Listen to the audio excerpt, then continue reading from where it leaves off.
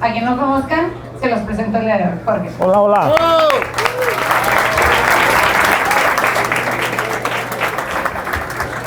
Hola, hola, ¿cómo están? Pues miren, tengo que ser muy transparente y honesto. Es la primera vez que hago este formato. Doy conferencias en muchas partes en Latinoamérica y estoy nerviosón, porque normalmente me pagan y me pagan bien por motivar, por inspirar, por acelerar equipos, pero nunca por venir a platicar mis fracasos o mi fracaso. De hecho, creo que nunca lo he hecho en público. Anoche me acosté tarde pensando cuáles han sido los fracasos y son 3 los más importantes. Para empezar, mi historia o el fracaso más grande yo no lo elegí. Mi mamá y mi papá no se pusieron de acuerdo. Mi mamá tenía 16 años, mi papá la embaraza, va por los cigarros y no regresa. Mi mamá tenía 16 años, le hizo la lucha, fue y me dejó en un internado. Y cuando me dejó en un internado, me pasaron cosas muy fuertes. Quien quiera saber más, ahí están las historias en redes sociales. Pero para que dimensionen el fracaso más grande que yo no elegí, fue pensar en más de 100 veces en la vida. Imagínense nada más, vamos a remontarnos todos a la niñez. Yo tenía 8 años y mi jefa va, me deja en el internado y me dice: oye Jorgito, tú no tienes papá, tú eres el hombre de la casa, y como eres el hombre de la casa, tienes que cuidar a tu hermanito. Mi hermanito tenía 4 años. Cuando empezaron a llegar los abusos, las violaciones, las lesiones, los apagones de cigarro, la gente que nos hacía daño venía y me decía: voy a hacer esto contigo y te vas a dejar, porque si no te dejas voy a matar a tu hermanito. Y mi jefa me había dicho que yo era el hombre de la casa porque nosotros no teníamos papá, y entonces yo me dejaba, pero yo no entendía por qué me pasaba eso. Y así pasó 9 años del internado. Luego llegaron las pandillas y llegaron un montón de pedos. Pero el punto es que por una sinergia de la vida, yo termino la licenciatura y me vuelvo abogado. Y avanzando en la máquina del tiempo, cuando yo termino la licenciatura, digo: quiero ser maestro, quiero ser doctor en Derecho a los 30 años, porque voy a vivir de dar clases. El alumno no aprende del maestro que no admira. El maestro que yo más quería en la universidad tenía un doctorado y ganaba un cheque de 400 pesos la hora. Mi mamá en ese entonces ganaba 90 pesos en una cocina. Esto es un chingo de lana. 40,000 pesos al mes, yo me voy a hacer rico. Me voy a Guadalajara de Ensenada a estudiar una maestría con el objetivo de ser doctor en Derecho a mis 30 años y vivir de dar clases. Y mientras estoy estudiando la maestría en Derecho Corporativo, empezamos con el primer emprendimiento. Esos fracasos ya los escogí yo, o ya me pasaron. Y teníamos una oficina en un cuarto de servicio. Para poder subsistir en Guadalajara como estudiante, empecé a dar clases en universidades pequeñas. Me pagaban como 50 pesos la hora, más un bono de puntualidad de 5 pesos. Y el despacho, pagarés, agarrábamos lo que podíamos. Tenía yo 23 años. La primera iguala que yo tuve, una iguala es cuando tú tienes un despacho corporativo, es lo que te pagan al mes por atender esa empresa. Era de 4,000 pesos. No era mucha lana, pero era algo importante, alcanzaba yo a subsistir. Y aquí viene la parte de la historia. Esta iguala era una comercializadora que hacía productos a base de extractos naturales: baba de caracol, rosa mosqueta, champú de ajo, champú. Tenía más de 200 feromonas. Y yo empiezo a ver los contratos y digo: huevos, ve lo que gana una distribuidora. Eran 16 comercializadoras dentro de esa distribuidora, 160,000 pesos en promedio. Y yo volteaba y decía: yo gano 4,000. ¿Qué es lo que hacen? Compran el producto al 80% de descuento. Un producto que costaba para la época 100 pesos, a ellos les costaba 20 pesos. Y ellos seguían vendedoras y lo vendían por catálogo. Iban con una vendedora y le decían: mira, este producto vale 100 pesos, tú te quedas con 50, yo me quedo con 50. Voy y pago 20 pesos en la empresa y me quedo con 30. Y decía: oye, yo puedo hacer esto. Me empezó a gustar el emprendimiento, me empezó a gustar el comercio. Yo daba clases. Dije: yo tengo muchas alumnas necesitadas. Y si voy y les doy un catálogo y les doy el 60 en lugar del 50, ¿qué va a pasar? Y empieza un año y empieza dos. Y empiezo a meterme entre 40,000 y 60,000 pesos al mes. Y estaba yo muy contento. El despacho no repuntaba.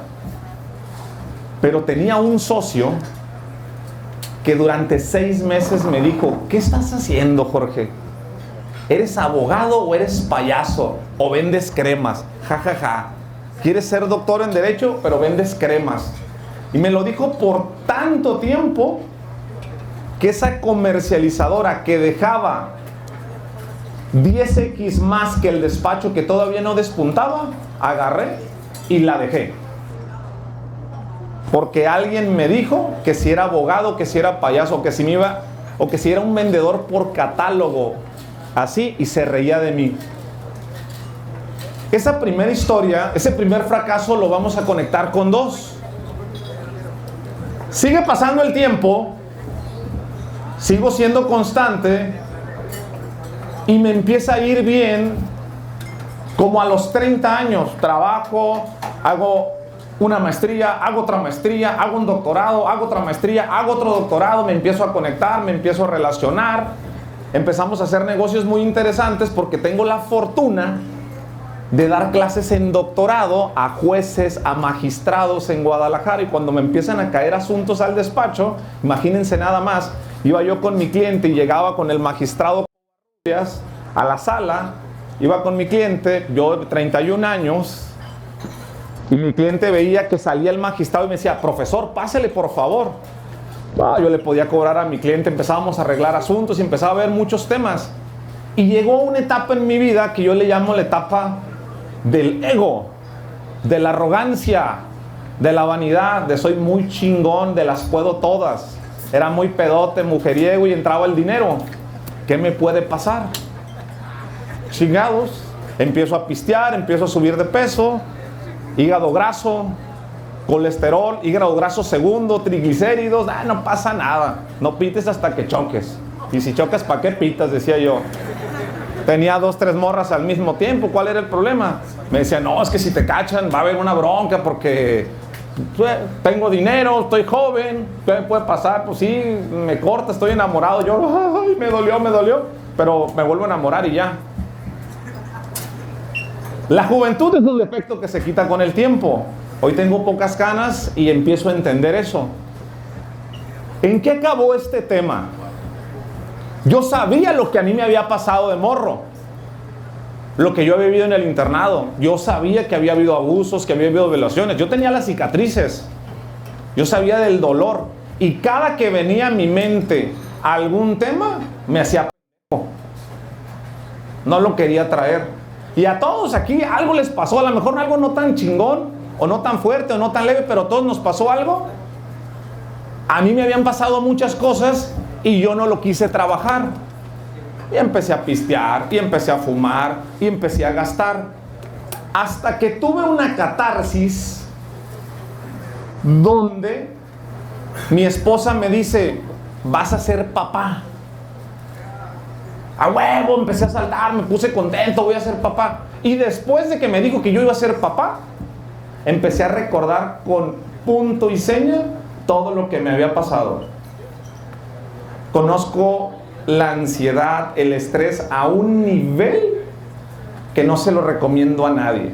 Mi esposa embarazada, yo llego, después de 2 meses de no poder dormir, yo me metí abajo de la cama, temblando, asustando, me sentaba yo en un restaurante y volteaba para atrás y decía: vienen por mí, vienen por mí. Yo traía la mentirosa todo lo que daba: me van a agarrar los que me hicieron daño. Yo ya tenía edad, ya estaba grande, ya había lana. Volteaba yo para atrás y yo volteaba para atrás. Llego un día a mi casa, su casa, mi esposa está lavando los platos, está embarazada. Llego con mi mujer y le digo: amor, temblando, si yo tuviera una... Me pegó. Mi mujer estaba embarazada y no entendía por qué yo estaba así. ¿Qué te preocupa, Jorge? Tenemos dinero, tenemos casa, o sea, ¿qué tienes? Y yo nunca le había dicho a nadie lo que a mí me había pasado. Termino en terapia, Me aviento 6 meses,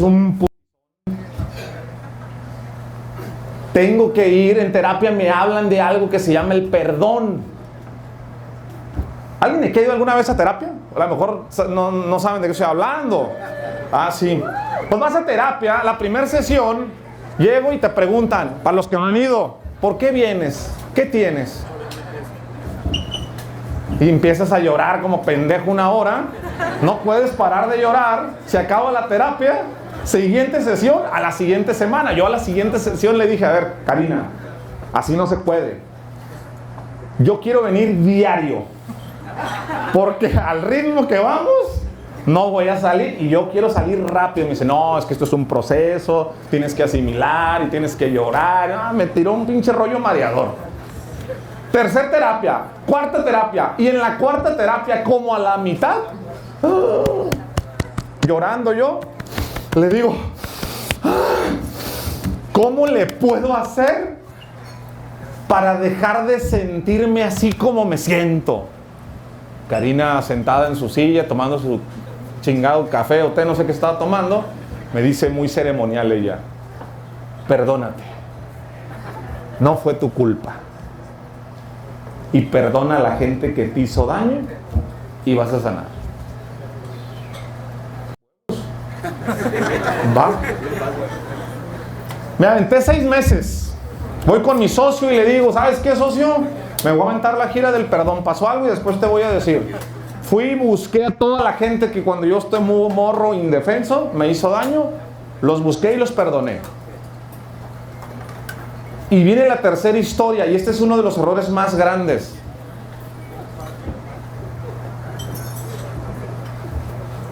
Cuando yo voy y cuando yo perdono, hay algo que yo nunca he dicho, porque esto lo he platicado muchas veces en conferencias. Es que esos 6 meses yo no hice dinero en mi empresa. Es que esos 6 meses yo no atendí a mis líderes. Es que esos 6 meses no estábamos hechos. Estábamos en pleno crecimiento. Y yo tuve que irme por atender mi persona. Alcanzamos a librarla, pero yo pude haber quebrado en ese momento. Adelantamos la película a época reciente. Tercer error. Yo actualmente voy a cumplir este mes, creo que la siguiente semana, 38 años. En la pandemia, que ha pasado estos 2 años, antes de la pandemia, el mejor momento de mis empresas, 4 unidades de negocio. Soy abogado, tengo una agencia de marketing, soy evaluador, desarrollo inmobiliario, compramos remates, construimos, compramos terrenos ejidales y los convertimos. Hace 10 años tuvimos la suerte de que mi compadre se vuelve notario público, para ponerlos a todos en contexto, en Nuevo Vallarta, una de las zonas de mayor desarrollo inmobiliario hoy de México, como Tulum, que quebró en el 2008 por la influenza. Él llega y todo estaba parado. Empezamos a agarrar de clientes a Vidanta, Vallarta Adventure, nos volvimos ejidatarios y nosotros no sabíamos del tema inmobiliario. Siempre fuimos lentos, pero nunca. Nos empezamos a dar cuenta los terrenos que la gente empezaba a comprar. Vidanta decía, compró este terreno ejidal, ¿qué van a construir acá? Bueno, nosotros empezábamos a tener flujo en los negocios.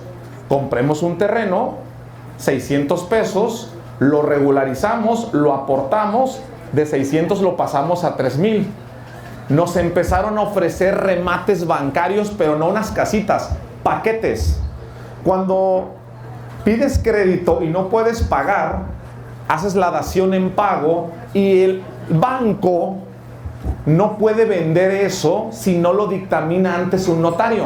Nosotros empezamos a dictaminar, pero en la dictaminada, por eso esto nunca lo platico en conferencias porque es delicado, pues nos damos cuenta qué remates son buenos. Y entonces aparece el compadre, o sea yo, y empezamos a comprar cosas pequeñas y luego cosas grandes con inversionistas. Pues estaba en mi mejor momento.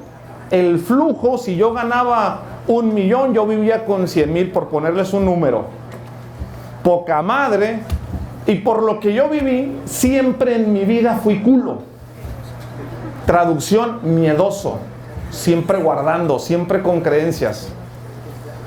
Me estaba yendo tan bien que dije, ¿qué puede pasar? Tengo flujo y tengo dinero guardado. Ya había construido mi casa, pero dije, vamos a construir la casa de los sueños, pero un casonón, y vamos a construir y vamos a comprar más locales. Y agarré todo el dinero que tenía guardado y lo compré en un terreno y lo invertí y pedí prestado. Pero no había problema, porque en 6 meses podía recuperar todo eso. Yo tenía un flujo muy bonito, una máquina de cash. A los 2 meses llega la pandemia. Dije yo, soy un pendejo. Recuerdo muy bien que venía con Gio, que me está grabando, que veníamos de Vallarta cuando me di cuenta de lo grave que iba a estar la pandemia.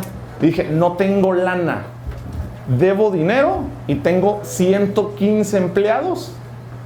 ¿Qué voy a hacer? No pasa nada, mis negocios dan flujo. En 2 meses, las igualas corporativas, las iguales contables y mi principal fuente de ingresos, que son de rentas en zona turística, se fueron a la chingada.